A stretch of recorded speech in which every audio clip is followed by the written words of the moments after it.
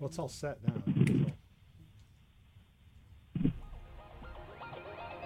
Oh, we're going disco again? Okay, I can live with that. Greetings, sports fans, and all other manner of fandoms, because, where it all comes together. This is Chris, your favorite host, and if I'm not your favorite host, fake it. Just lie to me. I don't care. That would be me then. That's it. And this is your weekly dose of monkey business, where we talk about all things geekish and Flower City Comic-Con-ish. And as with me, as always, in the studios, Billy DeTore. Hi. Tanya Metris, Tony Hello. Bacchetta, Ray is here, Ray King, Dolly Marie. Hello. Zach Upsitnik. Hiya. Bob Shorts. Hi. And the ever-present and vivacious Terry Snopley from the Arlene's Costumes is hanging out with us one more week. Hello. You can't hear her from there because she's like at the other end of the room, but she's saying hello anyway. So, what are we talking about this week? Do we know? Raising geeky kids. Raising geeky kids. Now, some of you cannot actually come in on this because you don't have kids yet. No, but they can be the geeky kid. You can, but you were raised a geeky kid. Am I correct, Dolly? Or you just kind of like find it on your own?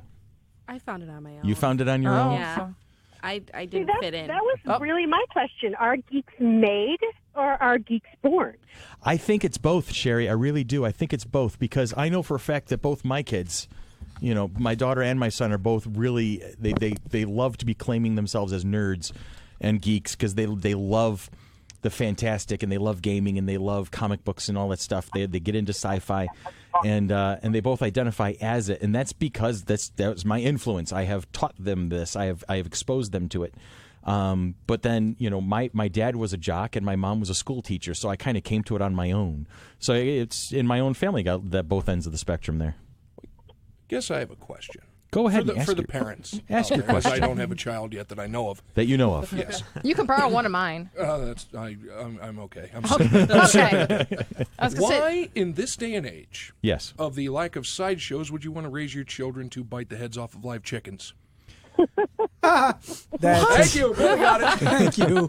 That was the origin of the word geek. Yeah, he was the geek was sideshow the performer sideshow that guy would that- bite the heads off of live chickens and snakes. really? Seriously? Yes, seriously. Yes. That is a legit thing. That's amazing. In the days of Coney Island. I wish that factoid had come up when we were talking about the difference between geeks and nerds, because then I would have claimed to be a nerd instead of a geek. Yes. So you want to be This an is why edible he was candy. Okay. Wasn't that like 2 seasons ago? I think it was like, yeah, it was Yeah. that was a while ago we had that discussion, Yeah. like a year ago, I think. yeah, no. So I let's talk about it. I mean, Billy, were you raised this way, or did you kind of come to it on your own? I came into it on my own. My parents weren't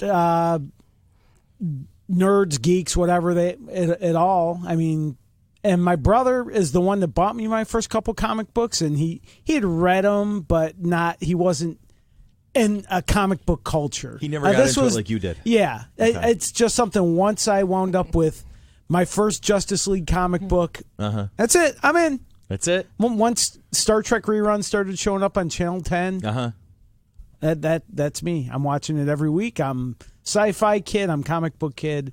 And my parents didn't discourage it. They didn't, but that wasn't them. Right. And it wasn't, like I said, wasn't my older brothers either, even though they had, they knew who Superman and Batman and Spider-Man were, and maybe had read a comic book or two in their lives. But no, I just, that was me once I saw them. Saturday morning cartoons and comic books and Star Trek were what I loved.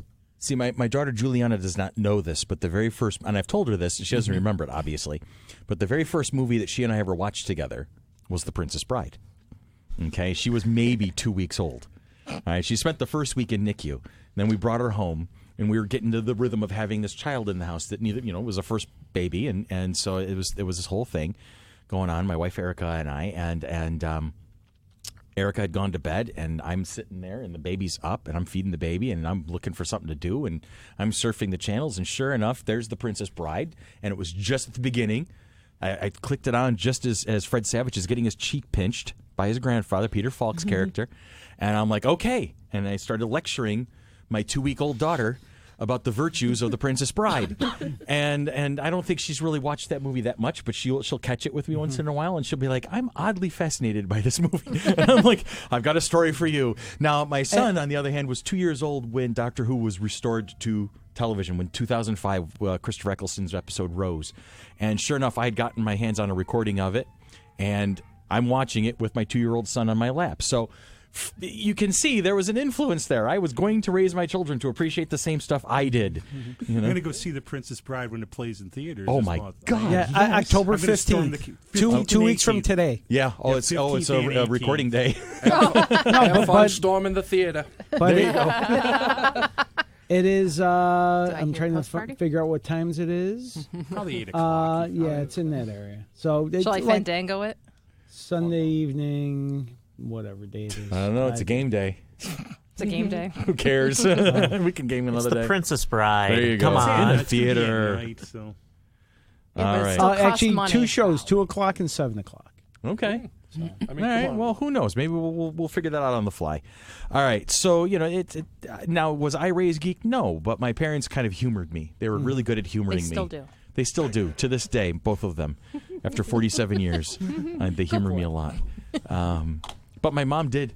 She did knit me a Tom Baker scarf. She did. 2 of them actually. One of them is in my Foot Locker, and the other one is I will. As soon as the bring snow it out, flies, yeah. I will break that sucker out and wear it around town. And my parents always did encourage reading, no Yeah. matter what. That was a big deal. That when we were old enough to go get a library card, went and got the library card, and obviously I was sort of drawn to science fiction and that type of things. But reading, I think, it's almost the linchpin to good nerd. Reading is fundamental. Yeah. Seriously, if you're not a reader, then you got to wonder if you're missing some pieces to the puzzle, because there's so much out there to come to. So, Terry, your geek credentials are fairly strong. Now, your dad never struck me as as the nerd type, and your mom's a costume. My mom shop. works in the costume shop too.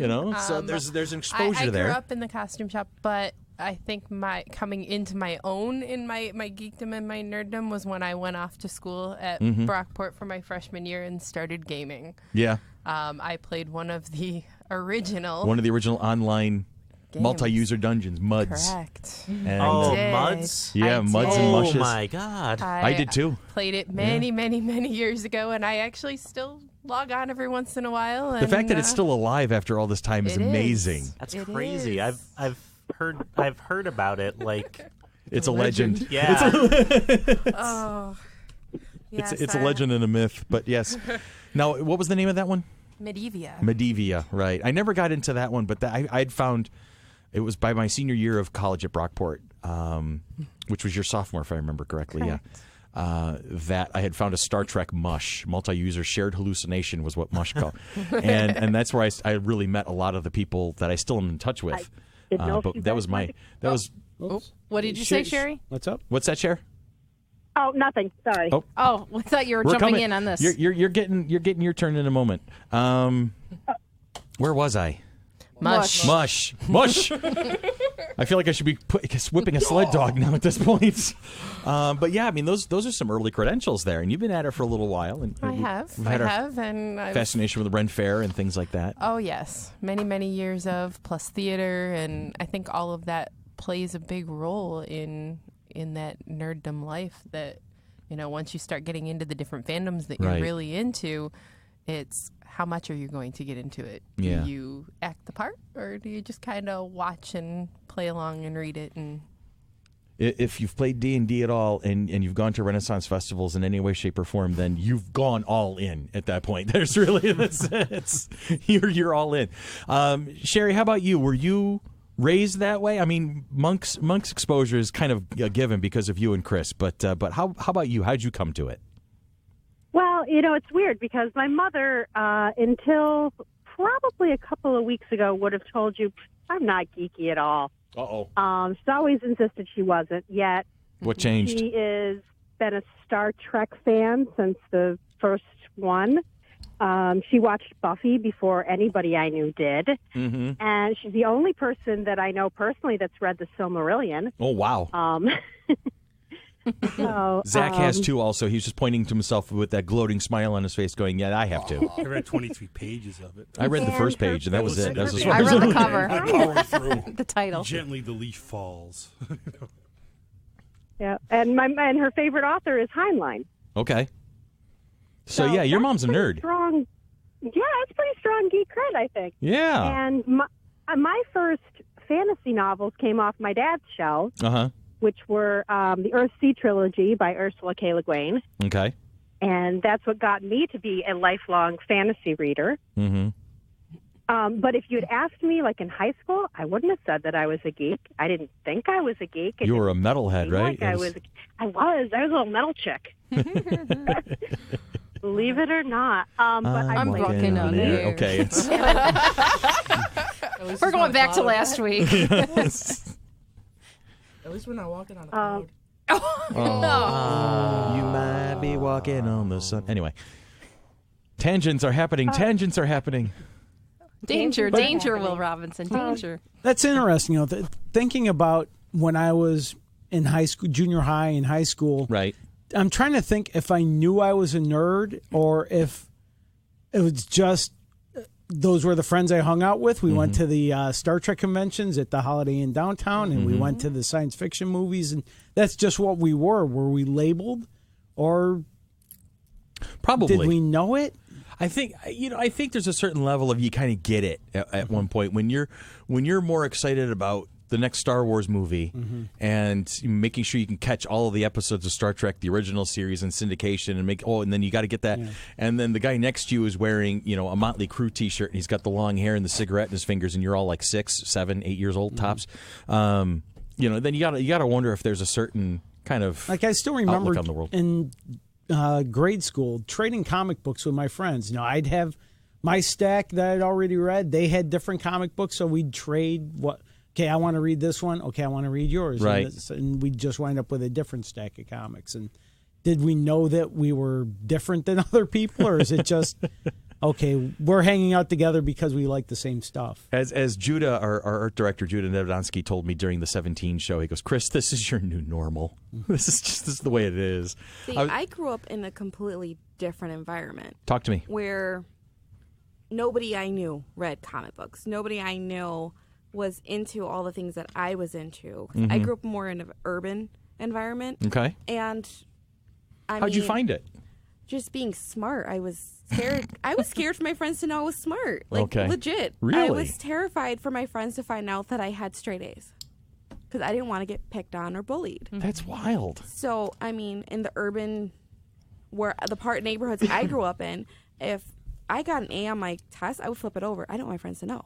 I didn't want to get picked on. I didn't want my cousins to pick on me. I always went to the inner city schools too. I grew up in the 19th ward and here in Rochester, but I wound up in that special class, but like the higher end or the AP stuff. The AP, yeah, the ones where it was acceptable to get good grades on your. They were going to actually put me in about 5th grade. They were going to put me in advanced placement classes too. But I refused because I didn't want my cousins to make fun of me or treat me different. So, just the culture I was in, I didn't fit in. I was always very quiet and shy because of it. But, I always knew I was kind of geeky, a little bit different, but I didn't know anybody else like me. So, for me to come into my geekiness or nerdiness, it took a while for me to kind of accept it. Okay. I was always that movie nerd, though, because I always will be and always have been that movie nerd. I love every movie, know every quotes, and You're the one. We don't know anybody like that, do we? Song lyrics and movie quotes. No, basically. When I was in 3rd grade, I had the reading test had my reading level over a senior in high school, so they put me literally by myself. I would sit at my desk doing my own work during class. It makes you really popular. Oh, yeah, I can imagine. Wow. Yeah, so I don't have that fond memory of having friends and trading comic books together. And then on top of that, being Hispanic, and my mom hates it when I say it, but it's the truth. I was told comic books are for girls; they're for boys. That's a boy thing. You can't have comic books. That's for boys. I got a You've heard lot stuff of like that growing up. Oh, my I've mom heard that a collected, lot. though. That's the thing my mom collected. How about you, Tony? Did you hear that comic books were only for boys? No. My dad would get comic books for my sister, and my sister would just say no. My mom grew up as a huge gearhead, and my dad was also a gearhead, and that's kind of how they clicked. So that kind of. I'm not a gearhead, but my dad was really into Star Wars, and so were my brothers, and that's how I got into nerdom. Then just kind of branched out from there. Now I make chainmail. Now you make chainmail. We're going to be talking because I need some armor. Yo, Ray, you had a point? Find a microphone. Ray's coming up to bat. He's not sure which one he does. Read it, Tony's. He's not sure which one. It's kind of a mix for me because my mom. Your mom can be a bit geeky at times. I thought you were gonna say something totally different. I was gonna agree with that point, but yes. Your mom's different. We'll leave it at that. My dad being a grease head. Right. A giant grease monkey. Huge. Yeah. I did pick up on a lot of the stuff that he taught me because as his only son, he wanted me to learn that stuff. As a 5-year-old kid, I wasn't really too interested. But now, my mom, Star Wars for my mom, and sometimes she, don't mean to piss everybody off. His mom and I work together at City Hall, and so we're back to back with each other at our desks. Don't mean to piss everyone off. So all I do is turn around, and there's all the Star Wars puzzles, the mugs, the figures. She's got a couple Funko Pop toys on there. She's a geek. Oh, she is. She's hardcore. I love Angie Didn't she for it. try to steal Groot one day? She did try to steal my Groot. No, what she ended up doing was just taking a picture of him. Just taking a picture? She took pictures of him and sent them to me when I was out sick one day. So, and not for everybody to kick my ass, but I didn't like Star Wars growing up, and to this day I kind of still don't. But it's fine. It's not for everybody. Only the cool people. I know all about it. I know about it. I know the characters who I need to know. So if because my mom took me, but at the same time, I had my uncle. My uncle was the comic book guy. He would take me to the comic book shop, and he showed me, all those characters that you watch on TV. They started here. Yeah. So he showed me that, and then I kind of came to my own world when it came time for anime and stuff like that. So that's why I say it was a mix, because I had the instillment through my parents and my uncle, but then I discovered a whole bunch, a world by myself. I didn't want to say it because I knew it was coming. So I don't know. You can be raised as it, I guess, or you can kind of come to it on your own. Sometimes you can just do both. Just who I am. You make it your own. That's the thing. It's not so much how you come to it, but that you make it your own. And when you want to be here, you go all in. I mean, come on, I'm 23 years old and I still watch Power Rangers. Well, my children have developed their own sense of what their nerddom is. They with Pokemon and stuff like that. With Pokemon, with Minecraft, with graphic novels. I mean, my daughter's reading list for this past summer had graphic novels on it. That's fantastic, by the way. Yes, I it love was that. Fabulous, and she's come into her own at 10. May I ask which graphic novels? Oh, Dark Knight Returns, Watchmen, everything a good 10-year-old needs. That's right. So pretty much she was being taught by Mr. Turner from Boy Meets World? The Killing Joke, Good. No, what would she have on her list? Basically, she just had to choose a graphic novel. Okay. They wanted to give them some exposure. She was going into, she's in 5th grade now, so they wanted to give them exposure across several different genres and allow them to, kind of choose for themselves what they really enjoyed doing. And not only did they have to read it, but then they had to do some kind of a project around it, and not just a book report, but they could have done a little skit, or they could have rewritten the ending, or a number of different things. So, while she was already into it herself, her teachers have kind of helped to develop that as well. That's cool. That's cool when you get that kind of support. But she is a gamer girl at heart. There you go. It's just like mommy. I like what Chris said in the beginning, because my dad, like I said, lean right in on that. Like I said, my dad is a geek, but he's a geek as he's a car guy. Right. That's his fandom. That's his geekiness. Fantasy football is D&D for jocks. Yeah, that's basically absolutely. It. That's the long and the short of it. Tanya. Yes. Were you a nerd before Randy? I would say that growing up, yes, I'd liked the Star Trek and the Star Wars, and of course, for 3rd grade, I was Princess Leia because I actually had hair long enough that my mom was able to Danishes. do the Danishes with my hair at that point. And like, I just remember going out to lunch with my parents one day, and they're like, "Oh, we're going to go to the movies." I'm like, "Are we going to go see Return of the Jedi?" And sure enough, we were. So, and I've always been an avid reader growing up, but until probably my sophomore year in college, I didn't even know what Dungeons and Dragons really was. I had no clue that was out there. But as I said, I was always an avid reader, and I liked the stories. I liked the fantasy. I was part of the theater in high school and things like that. So I'm like, "What is that? What's that book?" And he's like, "Oh, it's basically blah, blah, blah, blah, blah." And I'm like, "Oh, I'd like to try it." And sure enough, it was basic.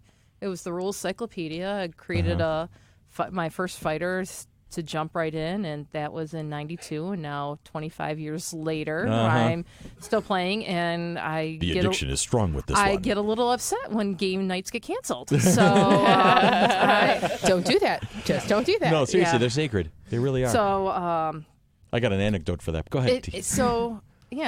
But I don't know. Home's calling. Home's calling. Hello, home. Yeah, home can wait. I do. So yeah, I think I want to say part of the culture I found it on my own, and then got introduced by the people I was around at that point. Because I was not the super studious person in school, because like I was called a brain or whatever in seventh. You were a cheerleader in seventh grade. Then because I got all my spelling words right or whatever, and then I'm like, oh, I can't do this. It's kind of like what Dolly said. You can't let anybody know that you're smart or whatever, because you got picked on. And truly, back in the 80s and early 90s, I got picked on. But yes, but I was a cheerleader, but I wasn't part of that jock crowd. I was in the fish out of water type thing, because I didn't know really where I belonged. So now I'm glad that I found my tribe. I'm glad I found Billy, because he's part of my tribe. So yeah. Go ahead. Do you have?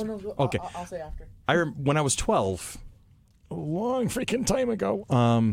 My dad's cousin gave me my first red box for Christmas. That the D&D beginner set. And I remember it was Christmas time, so it was cold, it was winter, and it was snowing outside, and my parents had a fire in the fireplace, so I'm sitting in the big chair by the fireplace. Remember that one? And yes. I'm sitting there, and I'm reading this beginner's D&D book. I'd never seen anything like it. I'm looking at the dice going, oh, this is wild, this is cool. She goes, well, it's a game, you'll like it. I'm like, okay. And one of the first things I read was a script where the DM was describing a tap room to the adventurers.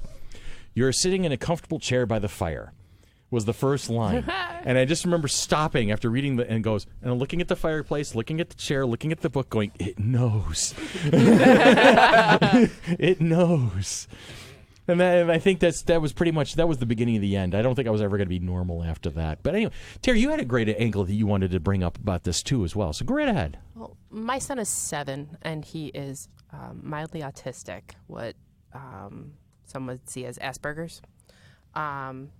Well, many teachers and parents have introduced Aspie kids to computers and tablets and things like that because it helps with calming. Well, in the process of that, he's found his own gaming. He follows in his sister's footsteps and plays Minecraft and plays various other games, but he really gets into it, and he is building cities in Minecraft that, shame much older players. Yeah. Because he's really, really gotten into it, and he can really just focus on that, and it gives him a way to focus, and it gives him a way to express himself in a way that he might not be able to do normally. So that nerddom has kind of come full circle and actually helped to be therapeutic. That's phenomenal. That is a great angle. Sherry, are you still with us, Sherry? Yes. Hello, Sherry. How? Now, first of all, let me ask, would being basically a Renaissance Festival aficionado, that's a nerddom in itself, isn't it? I believe so. Okay, and how did you come to that? I think I've asked you that question in the past, but I don't really remember. I don't think we've recorded that conversation. Well, I kind of came about it in a roundabout way. I'd only been to the fair once before I started working there, and it was actually like 2 summers before I had visited, thought it was neat. But my senior year of high school, I started dating a guy who actually was the one who introduced me to D&D. Okay. And the reason I didn't know that was a geeky thing to do was because everybody I played with were the popular kids. Oh, nice. At their high school, they went to Clinton High School. I did not, but they were the smart and artsy and theater kids, and Clinton was very much an art school. Okay. It was very artsy, so those were the popular kids. And they played D&D, so I thought it was cool. That's an interesting way of being exposed to it. Because all of these really cool people played. Yeah. But anyways, so he had met the woman that I first worked for. I think you might remember her, Dea, at the numerology booth. Right. Okay. And she had been looking for a couple people to work, and she recruited us. And I worked for her for a number of years. I actually worked for her right up until I had Lana. Mm-hmm. I had Alana. And then after a couple of years, I went back, but in a different capacity. And I worked there for many years. And Lana grew up as a fair baby for many years. I remember. Definitely. Uh-huh. And, it's funny talking about are geek kids made or are they born? Lana, I don't think, even if Chris and I weren't geeks and hadn't exposed her to certain things, she would have been one anyways because she has things that she follows that neither one of us do. Mm-hmm. That neither one of us, like Terry was saying with her kids, Yeah. like she's very into anime. Okay. I don't watch anime. She's very into especially the DC universe, but she doesn't do it through comics. She's always been through the animated series. Gotcha. Because she watches several of them. And that's where yes, she has things that she got from us. She got the Star Wars from Chris and Supernatural from me and fantasy novels from me and that kind of stuff. But she has her own little geekdoms. Oh, sidebar note, Tanya. Yes. I know your younger son's name. Yes. Is Riker. And I know you've said, well, it's actually, it's for, was it your father-in-law? Yes, my father-in-law's name was Ronald Richard, and Riker is a derivative of Richard. Uh-huh. But we all know where it came from. But it's definitely because we were Star Trek fans, so it was something that stuck. And he was a little Commander Riker for his first Halloween, whether he remembers it or not. And he is growing up a geeky kid. If that really was. I think in a way it is. I mean, to get his name, we wanted the initials RRM because that's what my husband's initials are, and that's what his dad's initials were. And we originally were going to go Raphael, so he was going to be a Ninja Turtle. But but if we ever wanted Christmas presents and birthday presents for the kid from my mother, we got vetoed. So we went Riker Raphael instead. So she was okay with that. So we've got a Rye and a tie. So, and then they all get mixed up anyway. So Riker's ultimate Halloween costume would basically be a Ninja Turtle in a Starfleet uniform with a beard. Yes. Okay. This will happen. But yes, Yeah, I mean, I think he's definitely growing up a geeky kid. And I can arrange it's that. nice to see that. I think right now he wants to be Lloyd from Ninjago, whatever, because he wants to be Lloyd. I can arrange that too. I don't Terry know. can get behind that. She can help you out with that one. He doesn't know from one day to the next what he's going to be for Halloween. But Please take them off my hands. No. Please. I feel like it's. Well, the reason I asked was because though I don't think any of you guys know it, Lana's name is actually a geeky reference. Okay, explain it. But it's so obscurely geeky that nobody gets it. That's fine. Well, tell One us. of our favorite fantasy writers, he wrote several epic fantasies. One of the lesser-known ones, but really good, named David Eddings. Okay.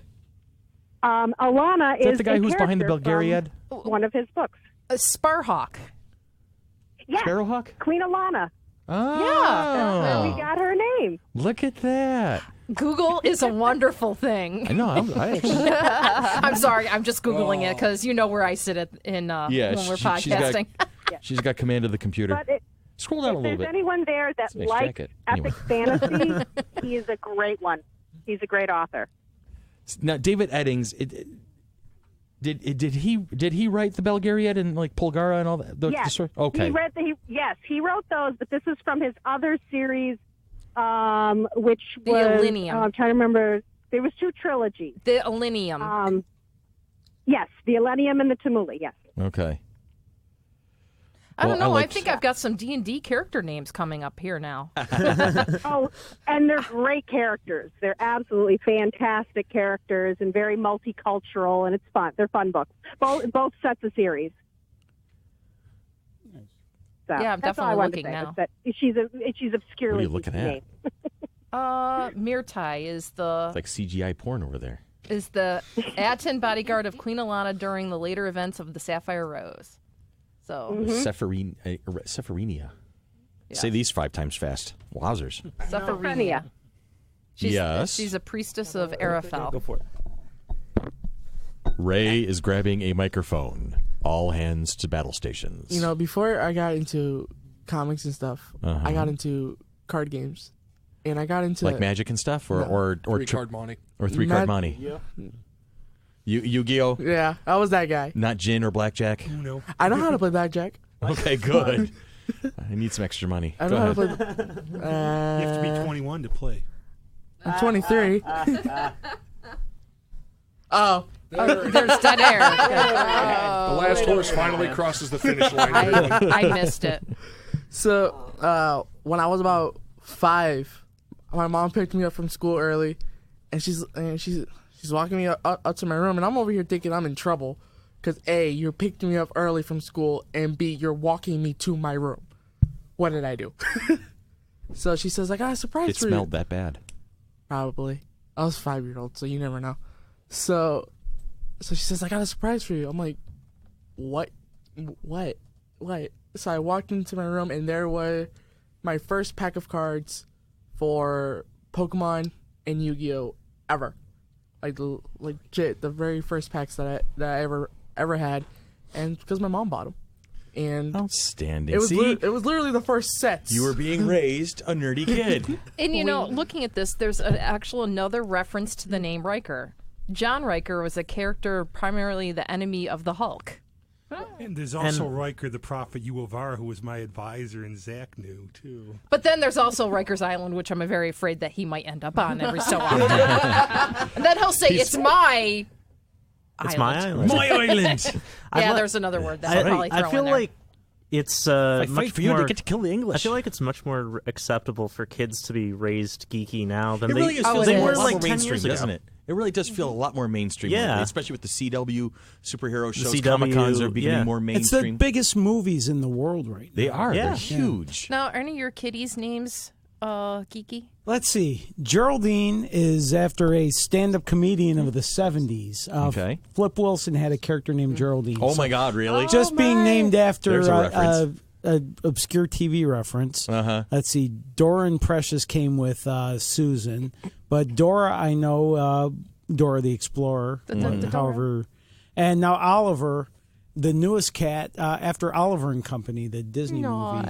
Nice. So Does it count that I know what I want to name my kids when I have them? Yeah. Well, I want to hear this. Oh boy.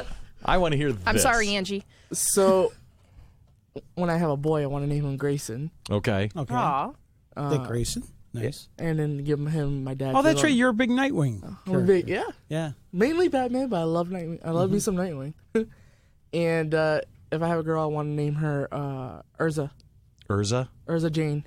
Urza Jane. After 2 of my favorite characters from Fairy Tale. Okay. So Urza Jane. I want to do Jane. Killian. I'm gonna see. Oh. I want to see how Is that your from Once eventual Upon a wife Time? plays into this Captain and how, Hook. the decision-making process. I do Yeah. as well. I can look. She's gonna look you dead in the eye and go, "No." I can I'm definitely hoping see I the can- Killian. I'm hoping I can at least get the Grayson. It's possible. You never know. You want Killian over there, Dolly? Yes, I want my son to be named Killian. Killian. Yeah, I can see it. You know what? I've always been fairly kind of locked on for boys' names when it came down to it. Ian was always like top 2, top 3 for me. Colin was a name that I'd also had thought about for a boy's name. I'm not sure where that popped into my head, but it was either Colin, Ian, or I have no idea really. I was going to take input from. See, I'm terrified I'm going to have twins. Uh-huh. And if I have twin boys, it's going to be Killian and Gideon. Gideon. Oh. Yeah. Are That's you only a because- Criminal Minds fan? I just like the name Gideon. Oh. I mean, This is Jason Gideon. Jason Gideon. I'm sorry. I'm criminal mindsing right now. Dolly. That's Nothing only wrong because with that, ever. legend. no, that's only because Spanish people are so good at popping out twins every 5 seconds. Oh, don't scare her. I'm named after a twin. My aunt Dolly and Delia. It's might happen. So however you come to it, either by your choice, your parents? birth, your parents' influence, and then Your passing friends? it forward, your friends, and passing it forward. If you're listening to us, 99% chance you are a geek. are a nerd or a geek. This That's a whole different podcast, the Nerd and Geek one. Yeah. This conversation got me sort of flashing back to my early geek days and remember reading the James Blish novelizations of the Star Trek TV shows. Okay. Do you remember those? I have at them. all? I have some. I did read a couple of them. I actually read a lot of the Doctor Who novelizations. Just But same difference. 4 or 5 per book, correct? Episodes of the TV show as rewritten by James Blish. So I just happened to, I typed it into Amazon, and there's a 720-page collection of 45 of the episodes. So Wowzers. it's $20, and I think I'm going to click There buy, you go. buy one now. Click buy. you Click buy- purchase are you now. shopping? Right. He's shopping. He's Well, shopping. That's what I usually supposed to be doing. You're So- shopping? Well, it made me think. I used to read those James Blish Star Trek books, so maybe I'll do that again. Haven't in a long time. Man. Well, welcome But to I've October. been reading more on my Kindle. Welcome to Living Life La Vida Nerd. And may we pass it on. I can tell you this. I'm going to leave you with this thought right now. I've already planned this out because I was joking with Juliana about it. When I have my first grandchild, they will be given a rattle by me, their grandfather, and that rattle will have dice in it. So as soon as they figure out how to open it, they will be old enough to play. That's what I'm thinking. Is basically I'll make it a little puzzle thing, and if they can open it, I'll teach them how to roll them. So that's Growing Up Nerd, the next generation. So The extent animated series. the animated series. Oh, that would be so cool. I'd watch it. Now, it's a D20, right? It's a D20. Good. It's gotta be. And then as soon as you figure out how to pop it open, there's gonna be a full set in there. And that's the rattling part. You want me to start writing that script now? Or? Yeah, get cracking. We got a cinematographer over here. We can I film got it you. soon. Okay. All right. So for everybody in the studio, I'm not going to go through the names because I keep tripping over them. And for Sherry on the phone, because we love you, Sherry. You're the awesomest producer ever. Aww. This has been Monkey Business for yet another week. We will see you next week. This has been a product of the Mighty Monkey Corporation, purveyors and producers of the Flower City Comic-Con. Coming at you next year, June 9th and 10th of 2018. Like us on Facebook, love us on Facebook, and if you're interested in sponsoring us or maybe advertising with us, sponsors, plural, at FC3ROC.com. We will love to hear from you.